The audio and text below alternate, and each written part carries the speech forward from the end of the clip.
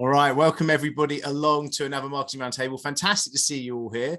We've got a really interesting whistle stop of a presentation to go through about how to create more demand for you guys. We're going to do some economics today. Let me just share my presentation and we'll rock and roll. So welcome along to an edition of Marketing Roundtable. About 45 minutes is where we'll be. The actual presentation side will be far less than that. So buckle up. There's going to be some awesome content in here. Right. So what are we going to be talking about today? We're going to be talking about that supply of you and actually thinking about the economics of you as an individual, as an expert business, as type of the businesses that are in here, very much a kind of experts selling time or advice or doing a little bit of done for you. So that's the type of service sector businesses that this will really help for. Right? Where this kind of fits in is step one on our $1 million thesis that's found on our website. In fact, actually, I'm going to just stick that in the chat because I know a lot of people ask. You see, here's our website here. You go into the thesis and you'll see if I click this, this gives us the whole thesis on how to sprint to $1 million in revenue, how I've done it twice, and how you guys can do it. And this is, we're going to be covering step one today. So that's in the chat there of that thesis. If you're watching on the replay, just go to the $1 Million Sprint website and you'll see this link at the top for the thesis. So we'll be doing a bit of step one, but ultimately, we'll also be touching on step two, and also we'll be touching on step four as well today. Okay. My clients won't pay that much. My word, how many times have I seen that when I start to talk to people about actually raising their prices and growing their business? And a lot of people go, there's just no way my clients would say that. And then I go, no, honestly, they would do. And they go, no, you don't know my clients. My clients wouldn't pay that. And I'm like, yeah, but they would. They genuinely would. And oh no, not my clients. And that's fine because I can't get into a conversation about I know your clients more than mine. But the point is, it's actually based upon the simple economics that I'm going to show you guys. And I give you a few hacks and a few tactics to be able to not only just win more clients, but for them to pay more. And we can all start to implement the system that I'm going to go into today. Why do we know that your clients, or the clients that I speak to's clients, can pay more? Well, you've got these guys, you know, these are the whales. Someone like this, a Tony Robbins, who is the most highly paid coach, you know, author, motivational speaker in the world, and worth what was that, 600 million? Does it say net worth 600 million? Yes, 600 million there. And he back in the day, he made himself famous for coaching Andre Agassi to get over some limiting belief and charging him £1 million for doing it. So that's not a nice little payday. Now, I'm not saying Andre Agassi is your client, and so that's why I wouldn't pay more. But the point is, at every stage, you will find that your clients will go and buy extra other stuff from other people that'll be more expensive, etc. And the people that certainly say that will go on to find that. And in any industry that you'll find, there'll be people that are always charging far more for the same type of thing that you can do for them. And the reason why is it's just down to this.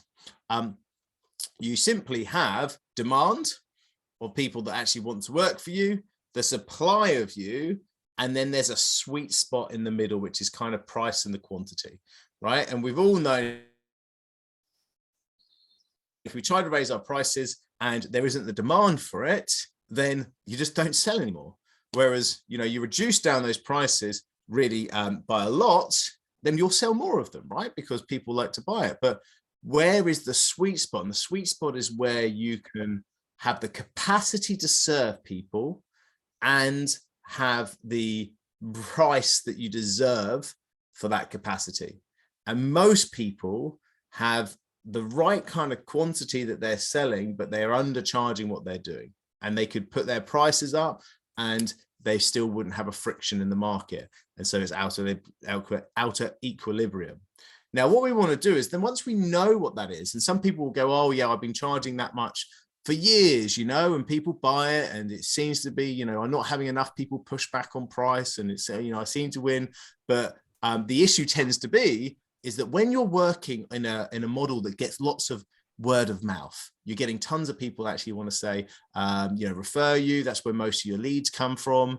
Then you don't really push prices because there isn't demand. They're just kind of being referred into you. So you haven't got demand to be able to press on that price elasticity and to see if it will move for you.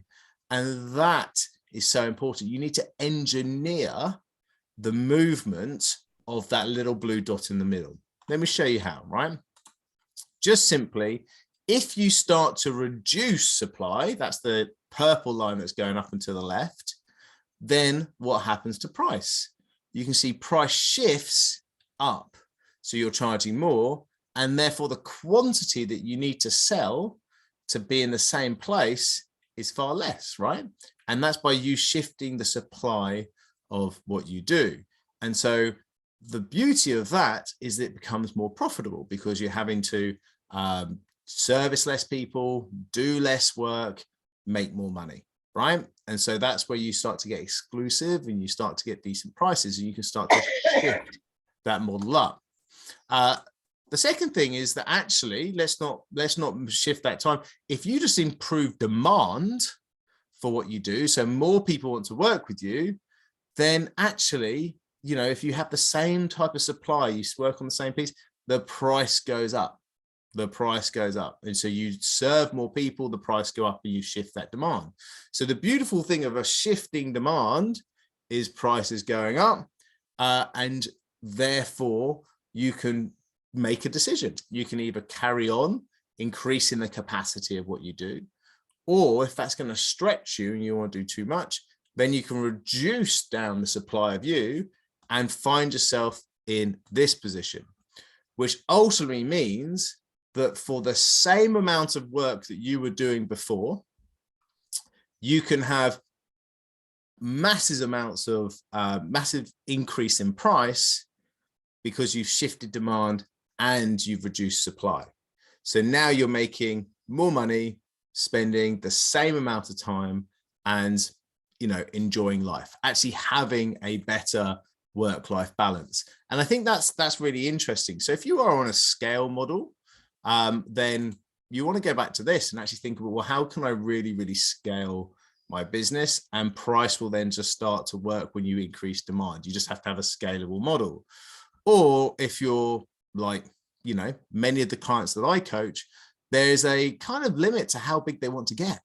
They don't necessarily want to have large teams. My business had 28 staff at one point when I had the marketing agency before we sold it. And that was a lot of work. And I enjoyed it. It was fun. It was a great journey, but it's a bloody hard work employing people and managing people, etc. So some people don't want to do that. Some people just want to actually think about this type of model where you limit the supply and increase the demand. And so therefore this lovely little sweet spot there, look at that. That's literally could be 1 or 2 extra clients you'd have to serve for a massive spike in price. And of course, what happens when you've got clients that are paying you more and value you more because they demand you more, they know there's lots of demand in the market for you, then they value what you do and they are better clients, easy to work with, take action. Many of you will be coaches or consultants and take action, or even the agencies or marketing people that are on this call as well. I remember needing to get stuff from clients back in the day when we were doing marketing stuff, and clients that actually really value what you're doing for you will always get the logo files over that you need for them, or they'll get over the copy, or they'll send over the passwords or stuff that you need because they value what you're doing. Whereas the ones that kind of don't, then just are a pain in the backside to work with because they don't send over across that stuff, right? So you can see how this can work. Now, how can we actually make this happen for you, right? And you remember when you're looking at the small business market, especially the expert market, you are the supply and demand driver. You are the thing. Most people are the forefront of their business. Their business kind of evolves around them. And so therefore you are that person. They want you, and that's the piece that we can start to manipulate. So there's a few different steps, and then I'm going to do a diagram for you, right? So step 1, you need to actually make sure that you solve a pain and you do it well within a solution that sells. scales even, well, it sells as well. And so most people kind of make the mistake of saying, I work with everybody and I can do anything for them. You know, anything you want, we could do, right?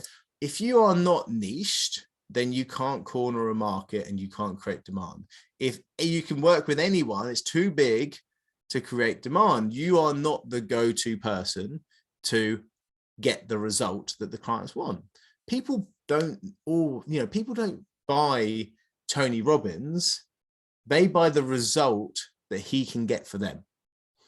I want to go to his, whatever it is. I've never been to one of his things, but whatever the thing he does, it's all, I think it's all about, being, having a bit more of a plan, a vision for your life, getting direction, getting over any trauma or issues or whatever you've had. That's why people go. They already know in their mind they've got a result. That's why he's so good at drawing that out, because people go into those rooms because they already know what the pain is. And they bought a ticket to his thing because they know that they were dealing with a problem.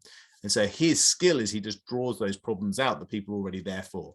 Right. So it's not actually as miraculous as it kind of looks when you watch that DVD or whatever it is that he's got on Netflix that I watched recently. And so by knowing the result and the pain that you solve for your clients and knowing who you do it for, then that creates a niche and that creates the desire for people to work with you. So you need to know what that is, and you actually need to make sure that's a solution that scales. Step 2 is you need to create a demand moment each week. So each week you need to find a way of drawing your audience into something that makes them realize, you are excellent at what you do, and I understand that why people would want to buy from you. I consider, we talk about this awareness, consider, convert. And so the consider bit is people who have become aware of you, come to do something, listen to your podcast, watch a YouTube, new release YouTube video you put out, read a long form email that you send, come along to an event like this. Whatever it is, they need to consider, are you the person that can help them get result? And you need to do that en masse to an audience. So you're getting lots of people coming in or watching, and that creates the demand for the thing that you do, for the expertise that you have, for working with you, right? So that's what step 2 does. And remember, I'm going to draw all this out into a little diagram in a second, or I'm going to show you a diagram in a second. Step 3 is that when you do that, you need to really over deliver the value for free, right? Because demand is generated by people looking at you and going, I really like what you're doing. And then, oh, wow, you blew my mind then. That was excellent. Really, really enjoyed that. I thought there were some amazing things that you said. You gave me some quick wins, some tips and things. That's why I love 5-day challenges. They're great ways of being able to increase demand, right? Lots of people, you do a little challenge and helping them to be able to do something, and then bam, they're back in and they see you as the mentor. They see you as the journey, the person that can help, right? So over deliver in that weekly moment, over deliver. Okay. Then the last step is then limit the number of sales calls you have, or do it as a group sales call. Now, this is where you now limit the supply of you, because if you've now created a big demand at scale to an audience, and you created a lot of people that are interested and go, well, actually, yeah, I would kind of like to work with you. Sounds good. Or I would like to find out more. I would like to find out more. Then if you can limit the amount of, say, one-to-one spaces you have, you can say, hey, I've only got 5 spaces that people can see me each week. So if you want one of those limited spaces, then quickly grab them now. It's that kind of comments. Wow, okay, it's only 5 spaces. I must grab one because I do think that this could be something for me. I just need to find out why, how, and bam. So you've now created a kind of supply and demand moment that your sales calls are limited, and therefore people want them. So there's a demand now for those sales calls, because there's a demand now for you, and actually speaking on how the stuff you just talked about in your weekly moment applies to them directly. Bam, you've now got a supply and demand moment. And so of course people are going to come into that going, I really like what you said, really like the idea of working with you. And of course, then when you sell, you then say there is a limited amount of places on my thing. Or when we're in the agency, we would say to clients, we only take on 2 clients a month. and we're already fully booked for the next quarter. That's massive supply and demand. So people are desperate to get in and actually secure their space on the waiting list. It's like how Glastonbury's pre-sales, like or gets everybody to pre-register for their tickets for Glastonbury, and then suddenly they then say, hey, it's open, but we've had 5 million people kind of pre-register and there's only 300,000 tickets. Massive supply and demand, right? So that's the piece you kind of look at. How can you do that? So these are the 4 steps. So this is an example of a funnel that we put together with our clients. So this is Ada and Andrea, and they have a business coaching business. And so what we were talking about in terms of those 4 steps, you just need to put into a bit of a funnel, right? So you can see here, in terms of their funnel, they're working on, say, some LinkedIn outreach, LinkedIn Messenger campaigns, driving awareness from LinkedIn into a weekly moment. For them, it's like an educational event. Once people going into that weekly moment, they're sending an email sequence that's every single day, that's sending this email sequence, again, driving people into this weekly moment again. So it's kind of thought leadership, right? From there, they're getting subscriptions, and they're doing their weekly moment by Zoom, and they've warmed, this database is aware of them, they're warming them up, it's creating this demand, and then they go and do strategy sessions, and they limit the amount of strategy sessions they do in a week, and they get fully booked on those strategy sessions that right? Booked in. So once they get those strategy sessions booked, you can see there's more stuff that's happening here. You know, we talk about this over-deliver. They've got the YouTube videos, which are kind of the recordings of the weekly moments. They're converting those into podcasts. They're getting podcast listeners, and they're giving those call to actions again, booking strategy sessions, you see? So it's all working, maybe little phone calls to make sure they're getting the last few people that need to jump on, and answering calls to get more strategy sessions booked. So they're limiting those strategy sessions. They do those calls, and then bam, they go to a flagship landing page, which is basically, hey, we've only got X amount of spaces left. And then of course they'll get them onboarded and sold, right? So having a funnel and working this system can be hyper effective for your time. Let me just show you how many hours that you can actually spend. Let me just get rid of this. And if you really think about your world, say you're a coach, right? Your delivery can also be, so if we say, a lot of my coaches kind of coach and they do like 3 drop-in clinics a week, right? So they'll do an online program, and they'll do 3 drop-in clinics a week, right? So it's sort of 3 hours, 1, 2, 3, and clients will drop into that. Now, their weekly moment is again an hour, right? So they'll put out their podcast, or they'll put out weekly moment, and then they'll do a group sales call in here. So it's a group sales call, and that's 1 hour. That is a 5-hour week to be able to do marketing, weekly moment, group sales, so that's your sales, and then deliver. And you can deliver 100 clients with 3 drop-ins, right? And that's good, because that's 3 sessions a week that the client's getting. If you want to, like us, when you start to grow, and we do 5 drop-in clinics a week, we do a daily drop-in clinic, but clients can work 5 hours delivering $1 million business. That's bloody exciting, bloody scalable, and incredible in terms of supply and demand, because you can limit this group session to, like, 10 people who can go to it. And so now there's a demand to be on this group session because they get fully booked. You can limit the amount of time on the weekly moment, lots of value, high interest, but that's, you can then repurpose this as a podcast, repurpose this on YouTube. That's your content creation each week. And then it's just being clever. Drive ads to this, drive LinkedIn outreach to this, drive organic traffic to this. But again, that can all be, ads are just scalable, right? This is a wonderful system, and an incredibly profitable system, an incredibly good system to get supply and demand. Cool. So that's all I've got or want to share on this matter. Now, happy to share a bit more for questions, but I just want to throw it back into the room and just kind of foster some interesting debate around this and thought process around this, and get some questions essentially. So thank you so much for listening. I do appreciate it. And yeah, let's open the floor up to some questions. So over to you guys.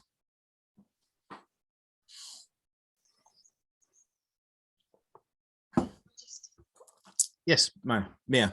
I don't have a question, but I just want to say that I paid a lot of money for some coaching at the beginning of the pandemic, and they were pushing just sell a program to one person, and then once you've done that, then sell a hybrid one where you're doing a program to several people. And I found it difficult because you're selling a much higher ticket offer for one person, whereas you can do a lower ticket offer to more people. You can hit more people, which is exactly what you're saying, precisely what you're saying. And for the amount of time that you're saying you're doing it, that's brilliant as far as I'm concerned. Yeah. Absolutely amazing, fantastic. Yeah. Could you imagine? I mean, the point being is that if you were to put together a coaching package like this, and the way that we work with clients to be able to help them to really nail that product, that flagship product, because it can be very much more it's more beneficial to the client. It's more scalable for the client. Let me just show you why what we call our hybrid solution when you're doing a coaching product is, and let me just jump onto another Blackboard here. The reason why is when anybody actually wants to make a change and to do a transformation, that's what coaching should be. Even branding and marketing, if you're an agency, you should be trying to help people make a transformation. But let's just work on coaching, right? There's kind of 5 things actually that people need to be able to do that. They're looking for leadership, so they want someone to inspire them, to help them to do stuff. They're looking for a community of peers and who other people are doing it. We are herd animals. We feel safer in a crowd. We like to hear what other people do. We like seeing what people are doing just ahead of us and just behind us. We're looking for personal advice. So they're great to have leadership, but actually, what does it mean to me? How does this actually approach to me? And then we also need to make a habit of it. So we're looking for a routine, right? So those are the big 4 key elements. The 5th one I'll come on to in a second. But if you think about leadership, I'm going from not really knowing who to turn to help me with this pain, to finding my leader, finding my mentor, to going from not really knowing anybody else with this problem to finding my tribe, to find a group of people that ask similar questions to me, which makes me feel comfortable and safe in an environment that is my peers, to going from not having all this generic advice on YouTube and all the rest of it to actually going, well, that's how it actually relates to my special situation. And from going from sporadically trying to solve this problem to actually routinely making a habit of actually getting this pain solved, right? So that's where you get in the middle. And the bit that fundamentally brings it all together is accountability. And you have to keep people accountable to all of these things. You have to keep them turning up. You have to keep on asking them questions. You have to help them to be a better person in the community. And you have to help them to make sure they watch the stuff and be a leader, right? Now, if you're only just doing one-to-one, you're kind of hitting leadership and you're hitting personalization. But the routine, the problem is with one-to-one, people go, oh, well, I'll have 1 meeting a month or maybe 2 meetings a month. And the issue is you don't make a habit. It's not actually giving any rhythm for that, because you kind of lost the track of things by the time you see someone. So you bring all of this into you first of all do some sort of online course that has to relate to their journey. Because as I said, people buy the result and they are here now, right? And your accelerator should have this lovely winding road from where they are now to the result they have. And this has got different steps, like step 1, 2, 3, 4, 5, whatever it is, right? And that becomes your methodology of how you help people. You have a little methodology diagram, you've got a journey, right? So now how does that relate to your online platform? Well, it's really simple. Step 1 is, module 1, 2, 3, 4, 5, right? So that's how you show the journey of how they get the result. That's how you translate the journey into the online program. And it all relates because they start here, which means that we don't do cohorts, because cohorts are like boom and bust, because you can try and sell 20 people in a cohort, but you only get 10, and then you can't sell again for another quarter, and you try and get another 20, but you only get 13, and so you can't sell in between, right? So boom and bust. So you just want people to join, join as they want to buy. And so you do an onboarding with them, you start them at the stop of the journey, everybody does the same journey, right? Then we've got to work on those other bits, right? So say you do those drop-in clinics. So people come and watch this video, they drop in, they'll ask you some questions, right? So there's personalized answers. It's 3 a week, so there's routine in these drop-in clinics, great, because they can come to all or none. It depends on how they want to work. There's leadership, because you've got leadership up here, but that's only what that is. And so you can continue your leadership in here. And of course, because they're group drop-in clinics, you build a community. You see other people asking questions, right? So the drop-in clinics hit all of those markers. Then to increase it even more, you go and do a VIP community. Because remember, you can't do a community really with your one-to-one clients because they all want, their one-to-one treatment, right?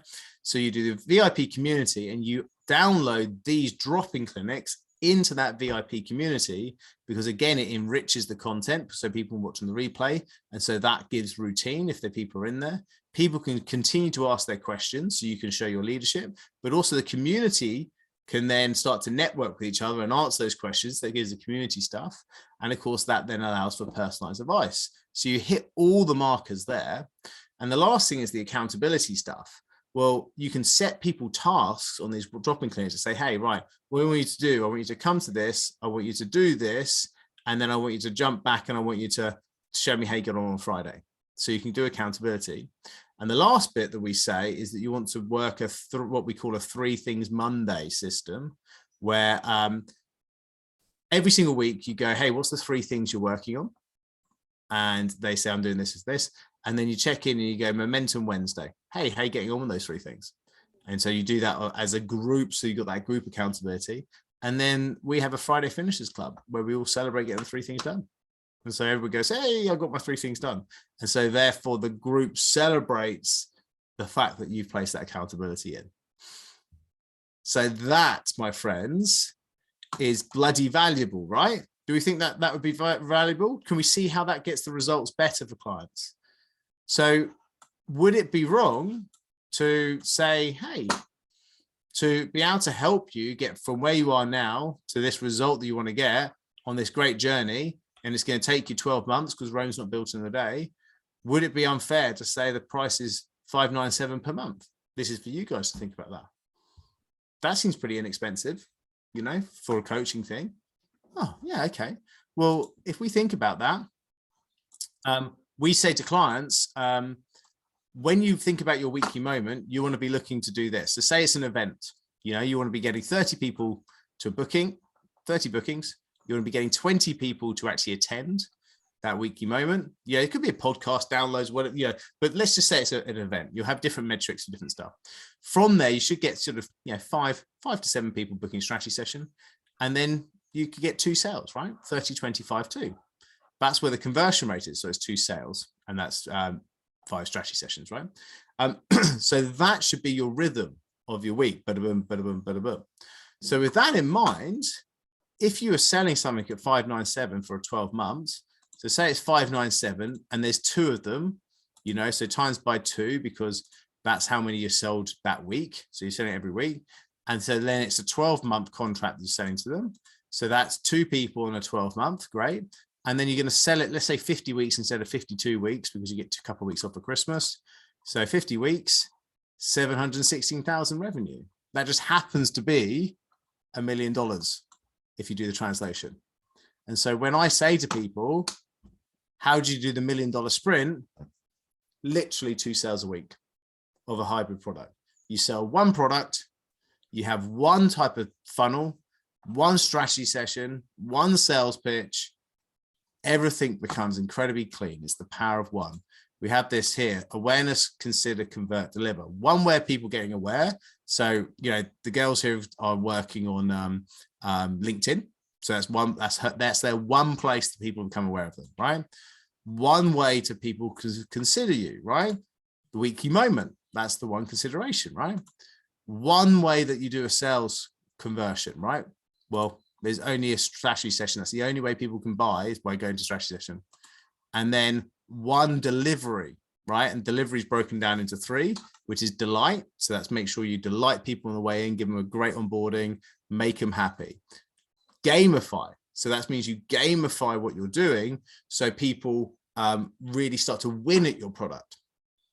And it's enjoyable, and people actually go up that journey map from those stages to win the result. That's why we sell a result, people buy a result, therefore we gamify our product to get to a result. And so if someone's delighted and also winning at your product, then what are they going to do? They're going to tell others. And so therefore they become an advocate. An advocate of your product is going to help you to keep on putting more and more people back through the top of the funnel. And so therefore the best sales that you can make are the word of mouth sales. Delight, gamify, advocate, that's your deliver piece. So it's becomes, do you know what the irony of this, Nia, is that it becomes so easy to deliver, so easy to sell, so easy to find the lead, so easy to build a momentum-based campaign, and incredibly great for the client. Far better results, far less money, because most coaches will charge you £1,000 to £2,000 a month if they're doing one-to-one coaching. So it's less money, better results, and more fulfilling. And for you, you can have deeper relationships with fewer people, and also ultimately your price works in the right way because you're working with people for the 12 months. You're helping them get the results, right? Cool. All right. So I'll throw it back in the room. Questions? Comments even. Yeah, let's round table it. Let's, you know, who's been working this sort of stuff. There's a comment in the chat, and it says, also, when you first start, obviously it's just running everything. How would you frame it if you have to miss a week for any reason? So what with the round table, like the weekly moments? So what that funnel? Is it from John? Oh, sorry. Are you okay? If you're starting from zero, you might only have 1 or 2 people. How do you frame that to people who are expecting a group program? Right. Great question, John. So when you get your first few clients, you actually, so most of the people make the mistake of trying to build this whole thing out before they actually have sold one, right? And that's a big mistake. What you do is you sell one and then you lay the track as the train goes down it. So once you've sold one, you build the onboarding process, and then you very quickly build out the first week of the module, right? And then as they're doing week 1, you then build out week 2. As they're doing week 2, you build out week 3 until you've got through all the different modules. Now, don't get me wrong, like those modules, you know, you're not, I would never recommend anybody to have 52 modules or 1 module a week. You're building out those core categories. So maybe it's a 6-step program. So you built out, you know, the first category, step 1, and then there. So after about 6 builds, you kind of got your online content. But also as you're delivering some of those drop-ins, you can make them, 50% of it delivery, and then 50% of it Q&A. So therefore you can take the recording of that and then use that as well. So clients do that all the time. I've got clients that are constantly laying the track as the train goes down it in terms of their program. Why? Because it's so much sharper and better when you can see that person's face in your mind when you're building out content for a real client that's paying you real money. And so therefore it's a really enriched experience for them. So that's what you do with your first couple, and you give them more of a one-to-one experience. So a great way of framing it is to say, hey, you know, the group program, when you first start with me, the first few months we'll be doing a lot more one-to-one. And then after that, you'll then jump into the group program. They'll love that. That's great. You know, and actually, yes, you're over delivering still, but actually really they're helping you to build the program. Then once you sell, you know, you get a few weeks into it, you sell 4, 5, 6, 7 clients. Bam, that's when you then start to do the group stuff. You add in accountability groups, Facebook community, etc. at that point. Yeah. So that's how you do it. And I can see here, John says also, when you first start, obviously it's just you running everything. How would you handle / frame it if you have to miss a week for any reason, e.g. sickness, but also events, etc. The point is, so I'm off to Disney for 2 weeks. And so we have an inspiration festival for my accelerator. So I've got 2 weeks of guest speakers that are coming in to do different training. And also the nice thing about it is that I also have guest mentors anyway that I bring in to do help with but kind of guest mentors to talk about things like making outbound phone calls is one of the things that they help with, be able to make things like Google ads, Facebook ads, that sort of stuff, even just storytelling. So I have these different mentors that will come in for this anyway. And so what I do is I collate them all when I'm away, and then it will be an inspiration festival to work it through that way. So that can work really well. But you just have to go about it. Remember, it's the trophy here is like working 3 to 5 hours a week, right? So sometimes you just got to hustle it up and just if you're feeling ill, well, there's just 1 hour that day you got to work. So, suck it up. But, just work it that way. Cool. I saw a hand go up and go down. I'll go to Morris, but if someone did, feel free to stick your hands back up. Just before we do, gang, I've got so when I come back, I've got some spaces available. I'd love to talk to you guys about the $1 Million Sprint program. It is an accelerator. It genuinely helps you to build this entire funnel out. And I'd love to show you exactly how it works. You can see already the type of detail that we go in terms of just strategy here with this example that I shared for how one of the clients is working. And then every part of that, we help you to project manage and create this entire system that we've just discussed today and discuss that. So if you want to know how that actually could work for your business, then the way to do that, you'll see at the top of our website, you can see free strategy session there, but let me just drop the link straight in for you guys here. And you'll see that there is only 3 spaces from the 13th, 20th and 27th there. And there's just a space in each one, right? So those are sessions that will go through your business, what your goals are, and how you're going to be able to grow, right?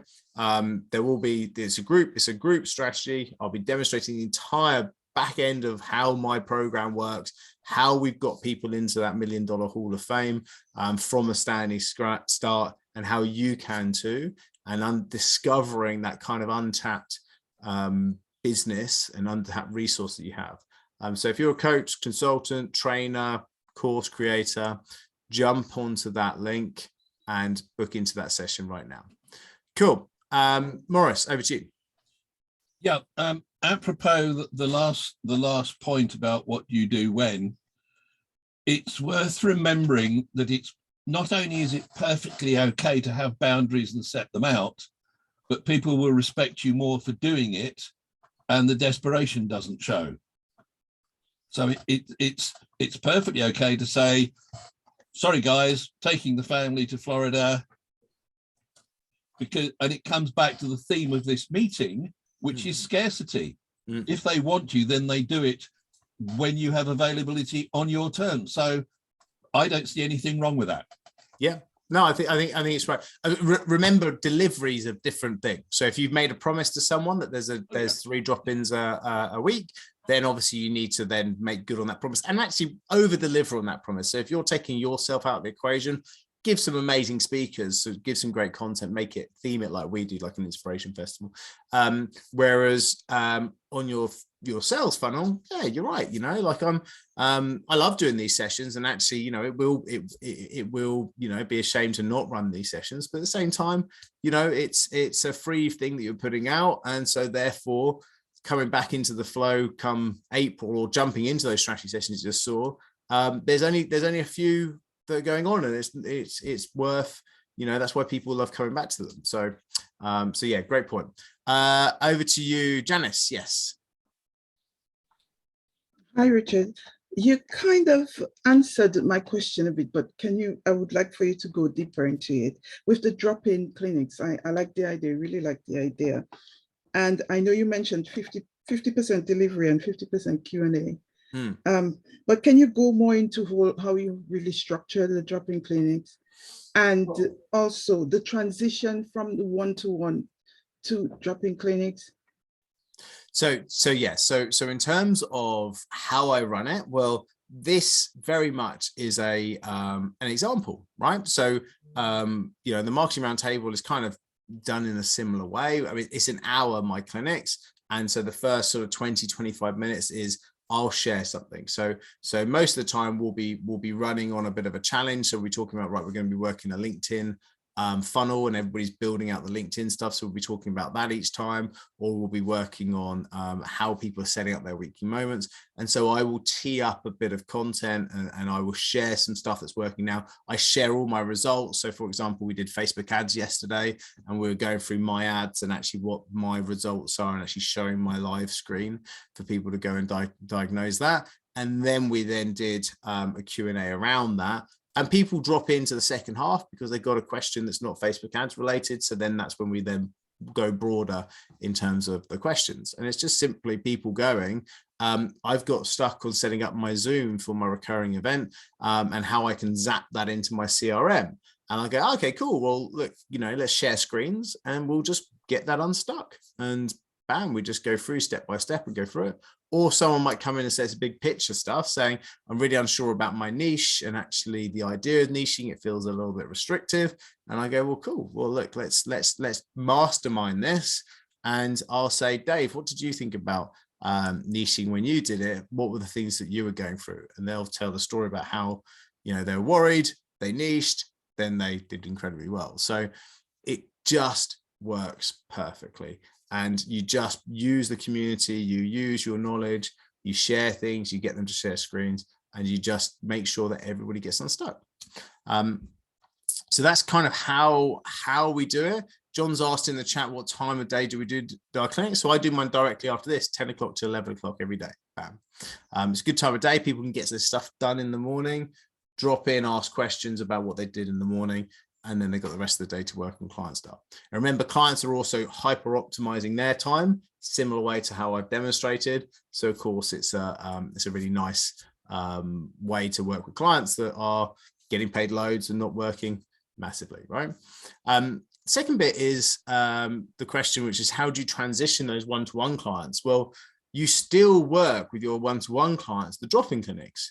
So you can say, hey, look, you know, I have these 3 drop-in clinics that I want you to know that I'll be in a Zoom, and you know, they're non-compulsory. You can drop in at any time, ask questions. And when you do, great, we'll go through it. And if not, don't worry, because someone else might have dropped into it previously. I'll just be there. So you still train them that there is still 3 drop-in clinics, and you still train your diary that there is 3 drop-in clinics, and you do those even if you just got 1 client, because you can just sit on a Zoom there and have the little ping when someone joins the waiting room, and you just work, you know, do your own stuff, and then, oh, the client drops in, cool, hi, how you doing? You know, so you just remember, I coach clients to have their one flagship product, the thing. This is the thing that you do. And so having that and knowing that everybody starts to optimize their world into fitting into that rhythm. And then clients fit into that rhythm, life fits into that rhythm, everything fits into that rhythm. And then it becomes successful. What you focus on, you get, right? And so if you're focusing on winning 2 clients a week and delivering 3 hours a week, or like me, 5 hours a week, that's what you'll get. And that's how you win. Cool. Look, I'm going to stick around for another 5 minutes, but if anybody's dropping off, no drama at all. Let me just quickly remind everybody, I've heard a couple of pings on my phone. Do jump into this strategy session. If you're watching on the replay, you'll find the link at the top of the website, free strategy session there. For everybody on this chat, I'm chucking it back into there. Thank you for the people that have jumped in already. Looking forward to meeting you, go through that. And so therefore, looking forward to catching up. Cool.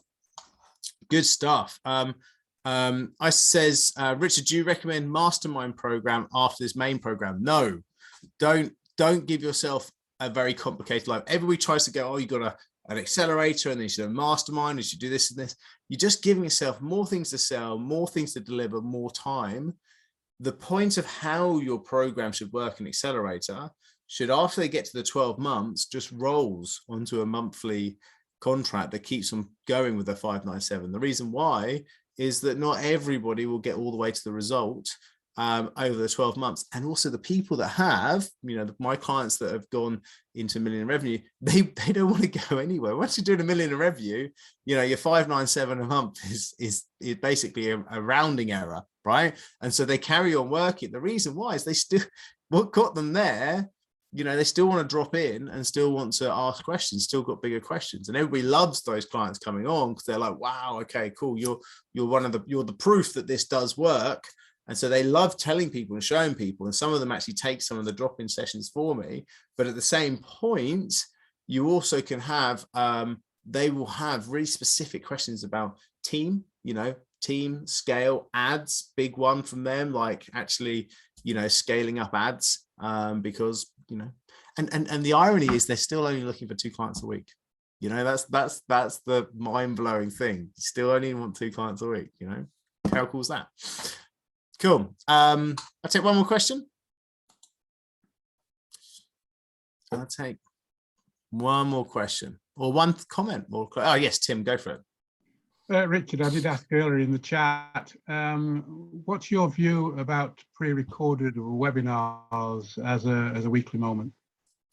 It's not really a moment each week, is it? It's just, it's the same thing, right? So I love like what I would call kind of a story, a VSL, a video sales letter type thing, a pre-recorded webinar, where it's a landing page. It will tell, the story of how you can do X, Y, and Z, and therefore then also pitch something in it. So it's a nice thing, right? But the issue is that you'll launch it, you'll get a load of different inquiries, and then it will just kind of just simmer around, and you've got to keep on either piling ads at it or whatever it is. There's no crescendo to your week. There's no focal point for it. There's nothing new. Once I've watched it once, I've watched it, and so that's it. The learning and my consideration of you stops with that. And if you didn't get me the first time, then you're not going to get me. Whereas keep on going back to the coalface, keep on going to your audience, say, hey, here's some more value. Here's some more value. Here's something awesome. Here's some ideas. Here's what my take is on that. People go, yeah, you're the man. Like, I really, really think that you're a good guy. And so why would someone, everybody say, well, why would you give away so much for free pre-sale? Remember, that's just the leadership. If you think about that quadrant, it's just leadership, the community, the accountability, the routine, and the personalization.